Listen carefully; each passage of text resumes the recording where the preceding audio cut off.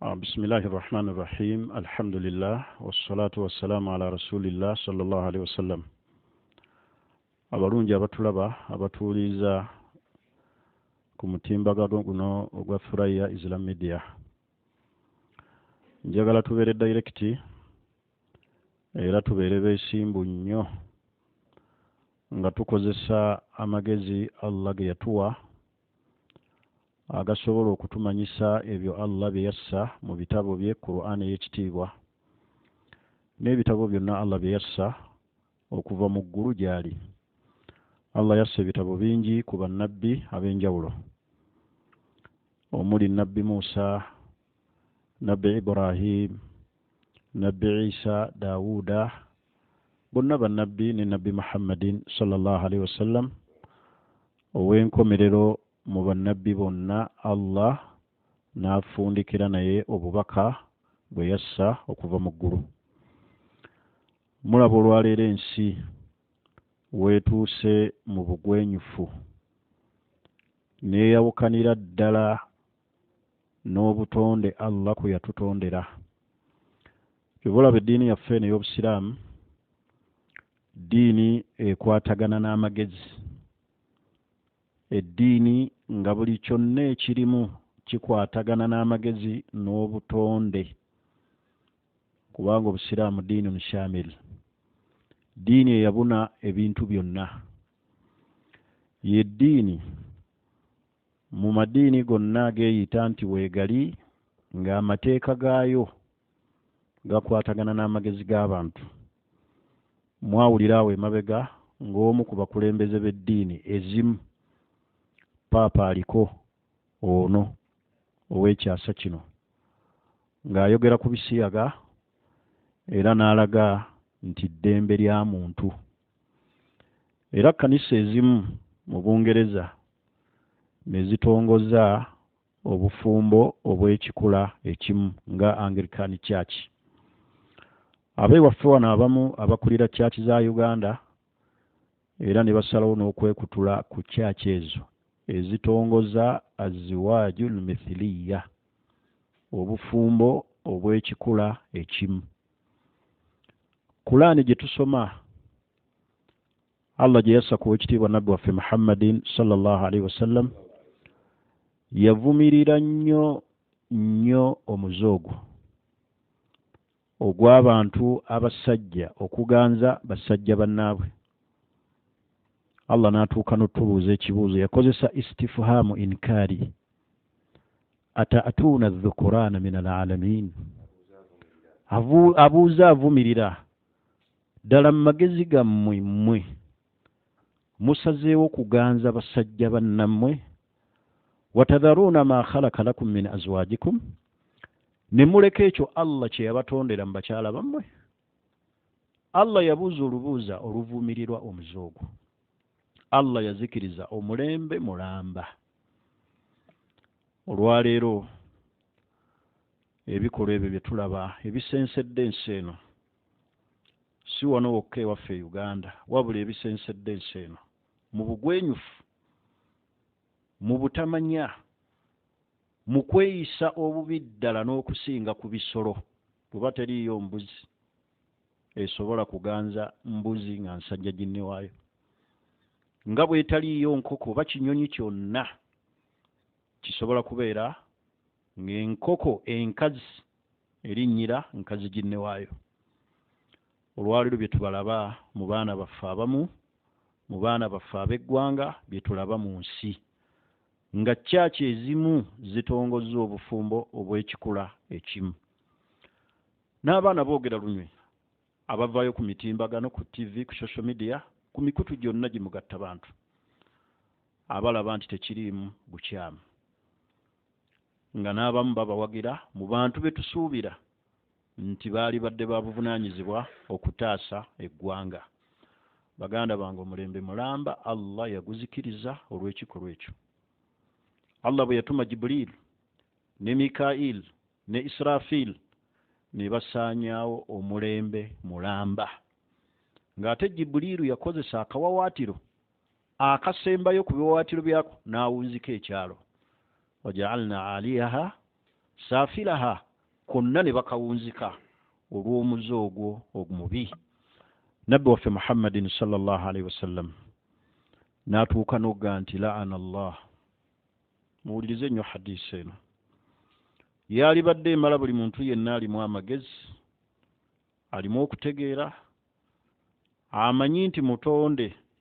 Yagamba Nabbi Muhammadin sallallahu alaihi wasallam nti la'ana Allah, yakolimira Allah, yassa obusungu bwe Allah, n'agoba mu kusaasira kwe buli muntu yenna man amala qawmu Lut, akola omulimu omuze abantu gwa Nabbi Luutu gwe baali bakola ogw'okulya ebisiyaga, homosexuality.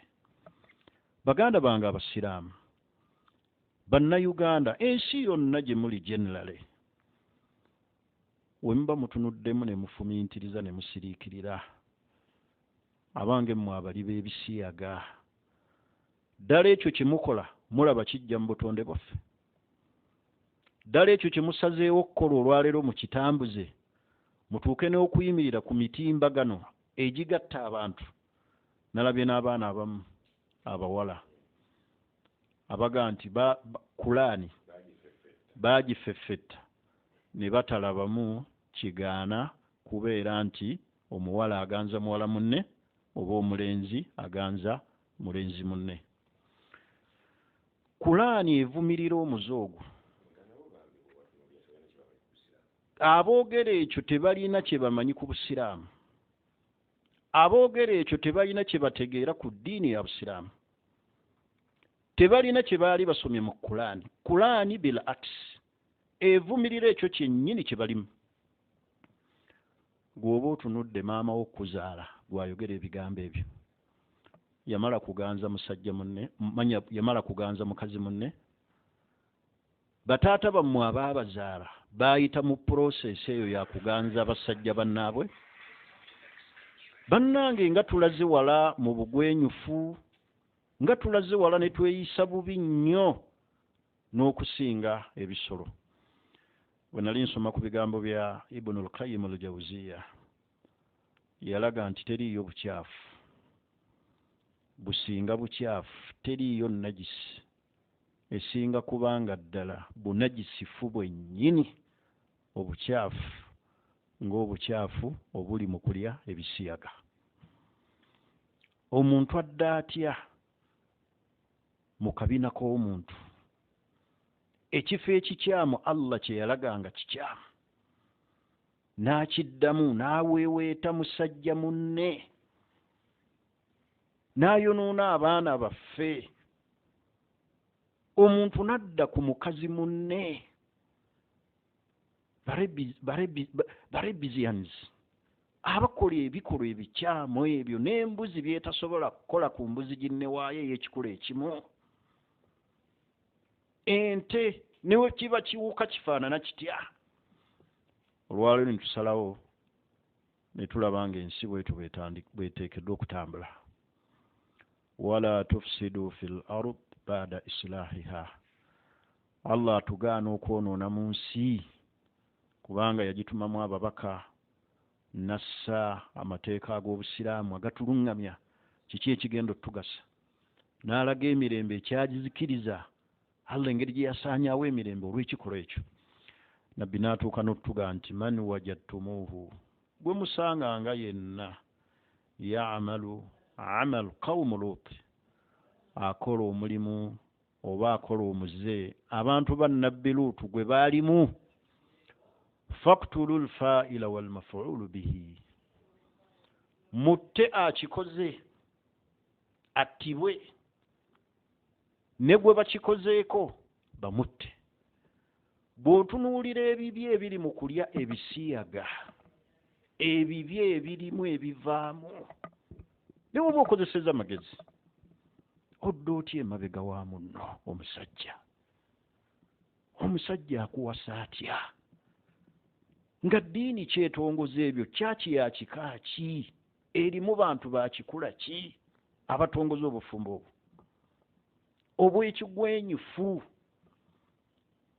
obugenda okuzikiriza omulembe guno gwe tuliko nga kyazikiriza emirembe gyakulembera nga Allah ayita abasiyazi abannabbi Luutu ku mulembe gwe nga nammwe ab'omulembe guno muvaayo bannayuganda nga mulimu abo abaali bali ebisiyaga ng'otuuka mu Kabuli nga wenna baakuwogola dda baakufumula dda emabega n'otuuka mu Kabuli mu ntaana mu bagenda okuteeka nga wenna baakuwomola dda emabega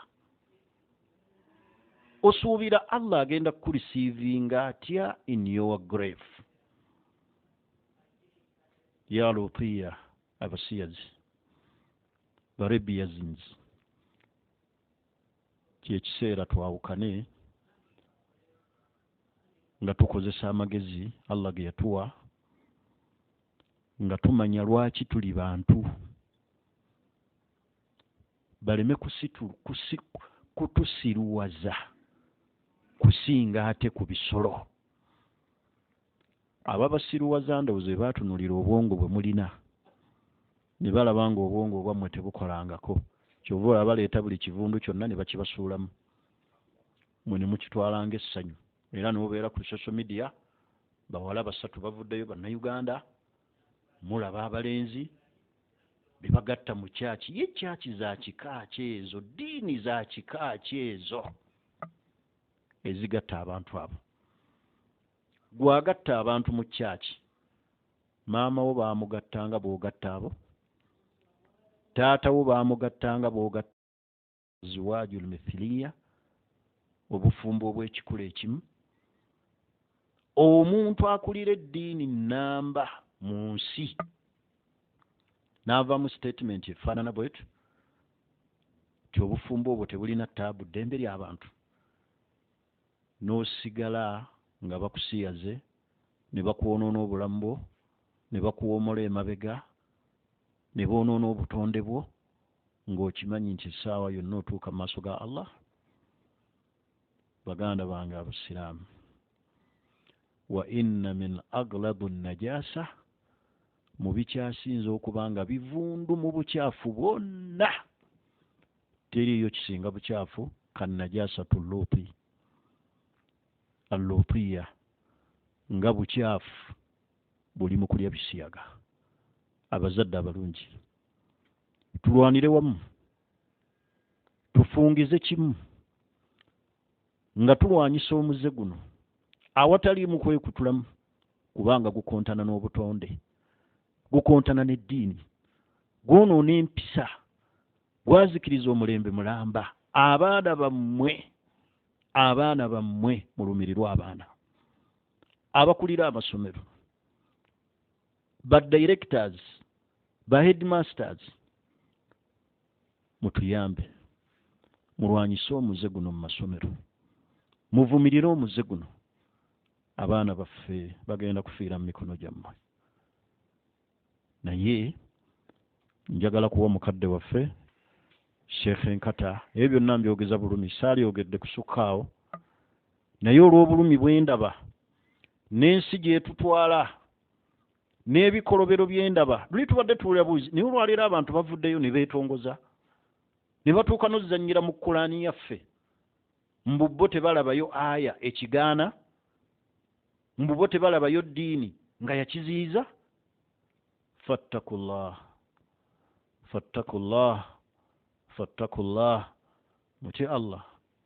mutye Allah mubeeremu amagezi ag'obuntu mujjukire nti essaawa yonna mumusisinkana Allah mutye Allah mugenda musisinkana naye omuze gw'ebisiyaga obusiraamu y'eddiini eyavaayo neevumirira omuze ogwo n'okulaga biki ebyaliwo na buzibu ki obulimu na biki ebisobola okutuuka ku muntu ali mu muze ogwo wenjagala mukadde waffe Sheikh Nkata atandikira awo. Alhamdulillah rabbil alamin wassalatu wassalamu ala rasulillahi sallallahu alaihi wasallam amma ba'd mukadde wange nkwebaza obulumi bwe tulina ng'abazadde obulumi bwe tulina ng'abatuuze b'oku nsi kuno ffenna jumlatan wa tafsila nga tulajanira Allah Allah Allah Allah li auladina Allah Allah Allah Allah li fi'li qaumi Lut Allah Allah Allah Allah li dawlatina Uganda wal alam bi rummatihi saba Allah jalla jalalu nga tumukowora nastaghithu bihi tumusaba nga tumukubira enduulu atwegatteko akibeeremu olubeera olusooka nga bwe yakirimu ku mulembe gwa Luutu alayhi ssalam atulongoosereza ensi yaffe agitujjiremu abo abagyonoona. Sheekh atunnyonnyodde n'atugamba nti Allah atugambye wala tufsidu fil ardi ba'da islahiha. Ensi musanze eteredde omusajja awasa mukyala omukyala afumberwa mwami ebintu ne bijja bitugozobanako abo bwe tuyita abagunjufu ne batufuukira abagwenyufu. Naffe muffe tusaana tukozesa obwongo bwaffe tuleke kubeera nti ate abagwenyufu batukozesa eby'ekigwenyufu balina ebikolwa bingi ebirungi ne batulonderamu ebibi. Abaana abaabwe basoma ebyobuvunaanyizibwa ne baweesa ebyokulwanyisa ne baweesa amalagala agawonya endwadde n'agazireeta ne batufuukira olukokobe ku nsi kuno tebatwagalizangako kalungi bannaffe. Niyo mbaka yagamba wa inna min albayan la sihr. Omuntu asobola okukulogera mu kkumatiza mu butuufu ekibi n'akikufuulira ekirungi munnange ne shayitaani neeyongereza okwo.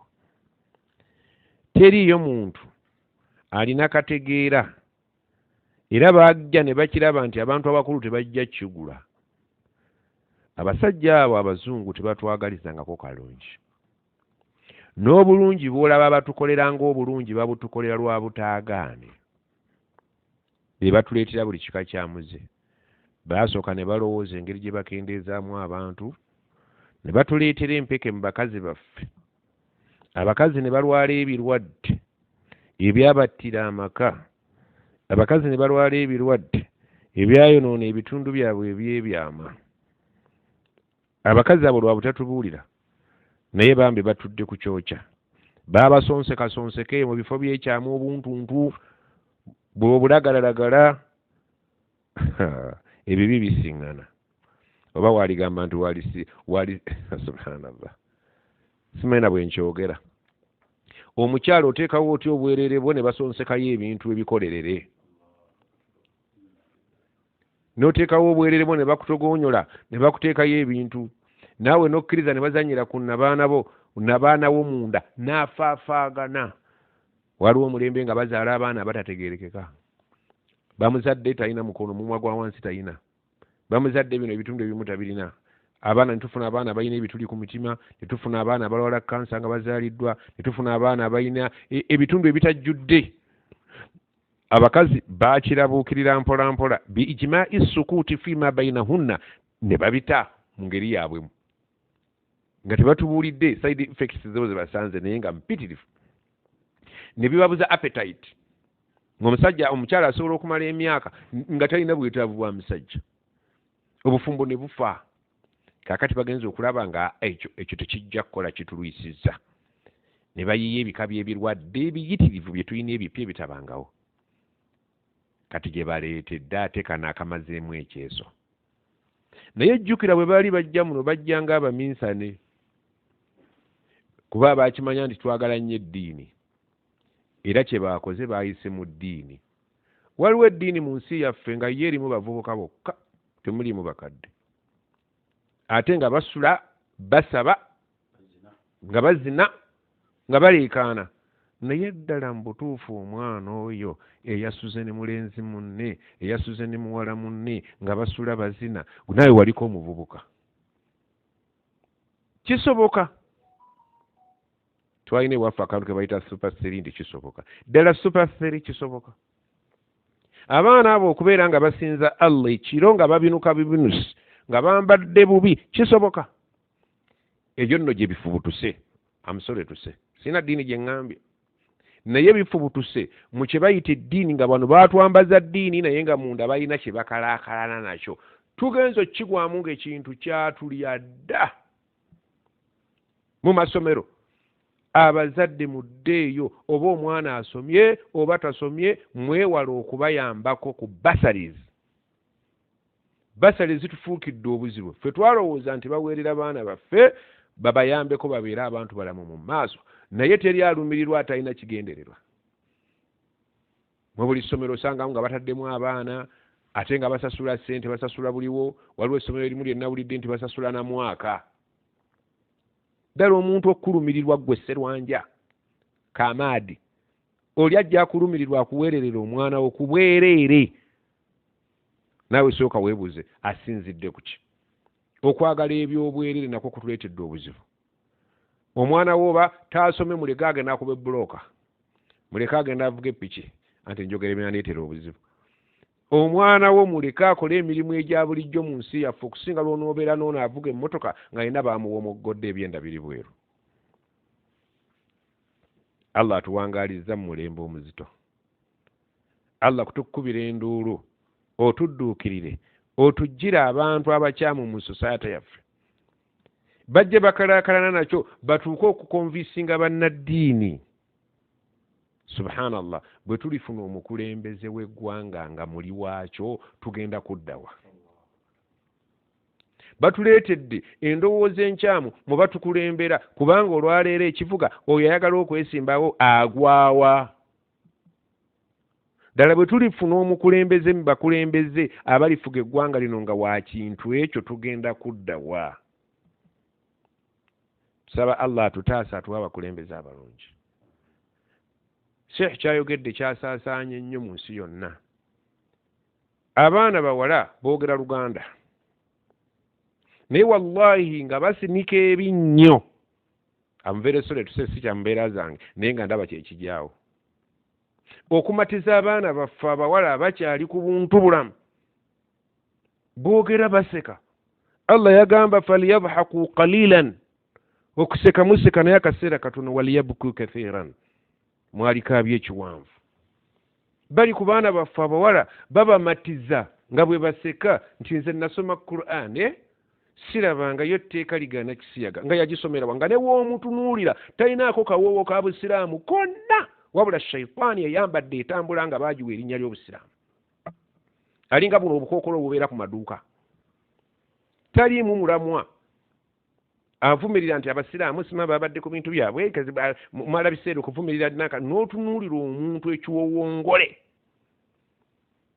ng'ali ku da'awa yakusikiriza abaana baffe abasiraamu nti ebyo bye babagamba ne mu Qur'an tebiriimu. Luutu yabonaabona n'abantu abo okutuusa Allah yakiyingiramu. Allah tukusaba tubonyeebonye n'abantu bano nga batuleeta ekintu kye twagala, tukusaba okiyingiremu nga bwe wakiyingiramu ku mulembe gwa Luutu alayhi salaam. Oba tujjire mu nsi mu kkubo lyonna amakubo olina mangi agasobola okubatwala. Naye tukusaba Allah nga bwe wateeka obusungu n'obuwandiika mu Qur'an mu surati Shu'ara aya 165, oyo omwana muwala tagirabangako. Genda osome mu surati Hud okuva ku aya 7 mpaka ku 8, olabe ki ekyaliwo ku mulembe. Baana baffe abawala muleke kubeera kuba kati bw'olwedde olidde bateekawo bu statement, seductive statements ezibasikiriza ogaa nti wamani abaana abawala bayogedde nti bino mu Qur'an tebiriimu. Wallahi billahi tallahi balimba. Abaana baffe abawala abakyali abantu balamu, abakyalina ennyuma ennamu, temuwuliriza abantu bakyamu nti mu Qur'an temuli sitole ezo. Ne mu Bayibuli mwennyini mweziri, ne mu Qur'an mwennyini mweziri. Allah ebitabo by'omu ggulu byonna ebyava mu ggulu byakyusibwa, naye statement eyo yabalemu okugyamu. Allah yagikuuma ebeeremu olw'okutaasa omulembe ogujja basobole okufuna reference. Bakyusa ebintu bingi ne babijja mu Bible, ne bakyusa ebintu bingi ne babijja mu bitabo ebituukuvu, naye Allah n'asigala ng'ebirimu omulamu abikuumye abantu basobole okukola ki? Teriyo Bayibuli nkakasa etaliimu sitole eyo. Nga lwaki Allah ekyo yakirekamu bili hikmatin ya'lamuha. Allah ayina embeera ze okumanya okwebuziba, yaga nti maaso eyo ekintu kino kyandikomawo, naye ne bweriba ddiini kika kibeere mu bitabo bino. Ekyo baali badde bakisiimulamu. naye Allah yakiremezaamu ne kibeeramu tusobole abasiraamu n'abatali basiraamu okuba ne reference tuvumirira ekintu nga tulina bwe twesigamye bannaddiini abatali basiraamu ne bannaddiini abasiraamu ffenna tulina bwino mu bitabo bye tukkiririzaamu nti byava eri Allah ng'ekikolwa ekyo kivumirirwa. Suratu Shu'ara 65 Allah agamba nti Luutu yabonaabona n'abantu abo n'atukuba bagamba ataatuuna dhukurana min alalamin mu bitonde byonna mmwe musoose okukola ekintu kino muswenda yaga nti ma sabakakum biha min ahadi min alalamin mu bitonde bya Allah alam zonna alam min aljinni alam min annas alam min almalaika alam min alasmaq alam min alhayawanat alam min albarmaiya kabibere byakulukalo oba byamazzi min alalamin zonna rabbul alamin tewali yali akikozeeko okujjako bantu mmwe mukisooseemu ekyomusajja ku musajja tubadde tukyali ku kyamusajja ku musajja ne tufuna ekyomusajja omukazi n'omukazi kati ate ffe tunakuba Luutu tuyiseewo okwo Luutu aga atuuna dhukurana min alalamin mu bitonde byonna Allah bye yali atonze mmwe abakisooseemu omusajja ku musajja watadharuna ma khalaqa lakum rabbukum mukyaye ne muleka Allah kiyatonda min azwajikum Allah nga yabatondera ekifo makula ekiri mu bakyala bamu bal antum qaumun aadun muli baadui eri amateeka ga Allah muli bayaye eri amateeka ga Allah muli bayeekera ku mateeka ga Allah muli bagwenyufu muli baseegu Allah yabayoyootera ekifo nga ffenna tukkiriza nti wallahi kiri makula era n'akisiima kiyitemu n'omuntu ng'ajja wano lyekkubo Allah lyayisaamu omuntu gwono gwolaba ow'ebbeeyi n'amulondera ekifo n'akiyita thumma sabila yassara n'aliyita ekkubo eriyitamu omuntu nga Allah alitaddemu girisi lireke kuyulika lireke kukosebwa omwana yennyini aleke kukosebwa n'omuzadde aleke okukosebwa n'atugondeza ekkubo eryo lye tuyitamu nga tujja wano ate nimwe ne mulowooza nti omuliraano gwokya bbiri ate ne muleka ekkubo ettuufu kyeriva ffe tugamba abasiraamu buli swala ihdina sirata almustaqima ay Allah tulungamye otulage ekkubo ettuufu sirata alladhina an'amta alayhim waliwo amakubo kuno ku nsi khutuwaati shaitan nga makubo go ga sitaani wala tattabi'u khutuwaati shaitan eryo kkubo lya sitaani ategeera n'atategeera tusaba Allah jalla jalaalu atutaase genda osome aya ezo surati Shu'ara ojja kulaba aya 10:65 okkirire olw'obudde otunuulire Allah obusungu bwe yateeka ku bantu abo ogende mu surati Hud naawe omuwala osobola okwesomera Qur'an ez'oluzungu weeziri Qur'an ez'oluganda weeziri muwala munnaakumatizza nti ye yasoma Qur'an nga ne bw'omutunuulira omutwe mwereere talabikako yadde kabonero ka busiraamu n'akamu ng'oggyeko erinnya lye ate nawe bw'alyogera gw'oswala aliwulidde so nga ye aliswadde alyogedde naye owulira ng'oswadde mwana muwala yavuddeyo ne yeeteeka ku mutimbagano banoonya butuuze e Bulaaya n'osaasira bakadde be n'osaasira kwega n'olaba aljinnatu wannansi n'olaba ejjinni eriri mu kika ky'omuntu shaitan tuvumirira abaana abawala tuvumirira abaana abalenzi abalemedde ku muzoogo ne bannaddiini bonna tubeebaza buli muntu y'eddiini yenna gy'alimu ne bw'aba talina ddiini nga muntu wa wano ye talina katonda yenna gw'amanyi wabula emmere n'enva ye katonda we naye takikkiririzaamu ffenna tukwasaganyize wamu gwanga mujje ffenna tukwasaganyize wamu tulwanire wamu mu kulwanyisa omuzoogo ekituufu guyinza okuteekinga time ffe tugulabye leeti naye nga gwo gwajja dda tolowooza nti okuvaawo kwagwo kwa lunaku lumu MP yenna ayagala okujja mu paliamenti ng'atusaba akalulu tumala kubuuza attitude ye ayimiridde atya ku kisiyaga kati one of the qualifications ez'okukulonda otukutwale mu paliamenti bwe tukulaba ng'onanaagira toddayo twediime kuba obuyinza buli mu bantu hulidde yenna akiwagira mu muteekeko eriiso jjoki akome ku luno taddayo naffe twekalakaase mu ngeri y'emirembe olwaliyo mbadde ntunulira ne ndaba abazadde ejjinja bayina essomero ejjinja abazadde balumbye essomero nga beekalakaasa ebusooka nga waliwo maadamu ku ssomero nga ayigiriza abaana abazadde baga ffe twagala abaana baffe mutuwa abaana baffe ne polisi weeri ffe twagala abaana baffe tetwagala maadamu either ava mu ssomero oba si ekyo mutuwa abaana baffe abantu ne beekalakasa ne polisi nejja eyo yenkola yokka eyinza okubeera nti tetumenye mateeka tuyise mu mateeka mu kwekalakasa essomero muliggyeemu abaana lisigale ekkala omusajja asigaze maadamu we n'ebizimbe bye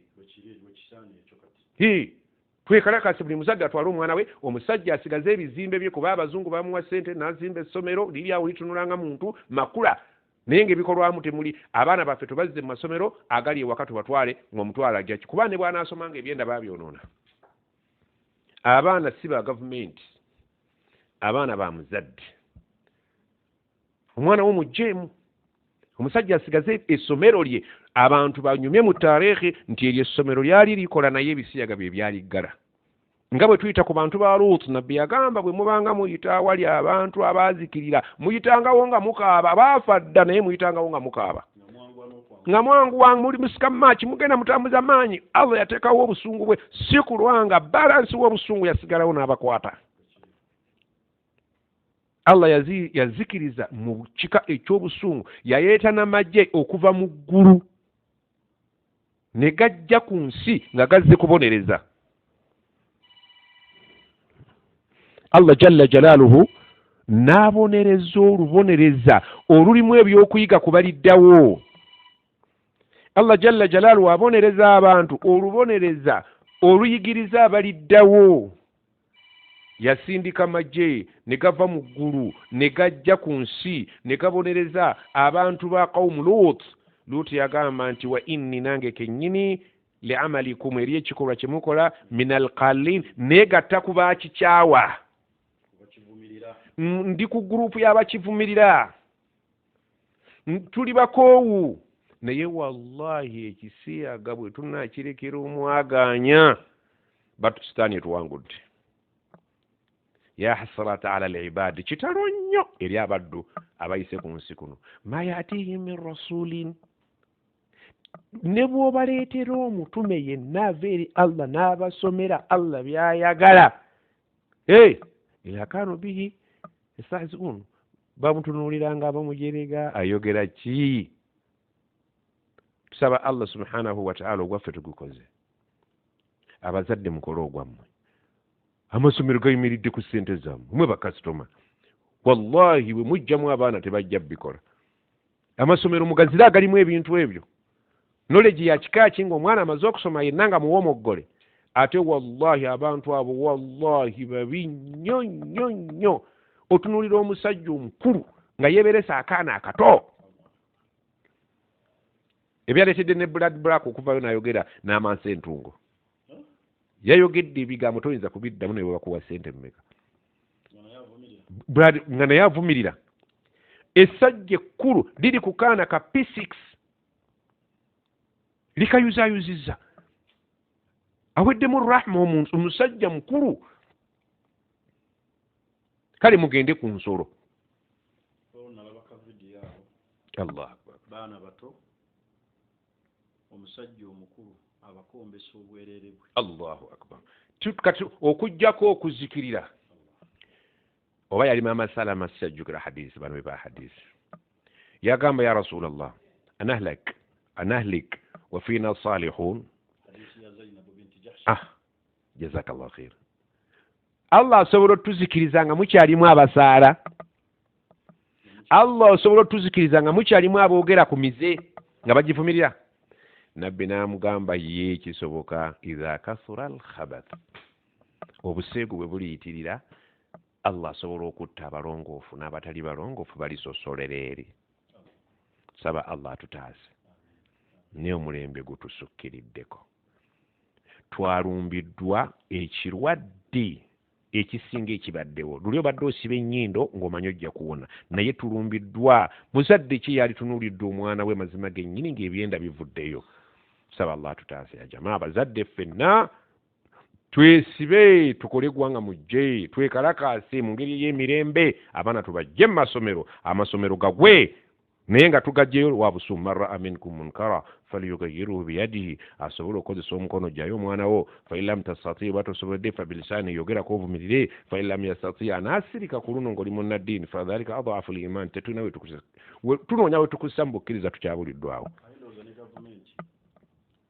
yali yambye ku bantu masomero ngaago negajjako license negasazaamu negaba nga tegalina license gasobola kubeera nga gakolera kuba omuntu alina essomero eryo lirimu abaana abato oyo noonotya abaana babanno n'oddira omwana omuto n'omweyambulira n'omukombya obwereere bwo bannange eyo nsi nnabaki ate omusanga bwatyo nga ababe tebali mu bisiyaga wabula ataddemu baabalala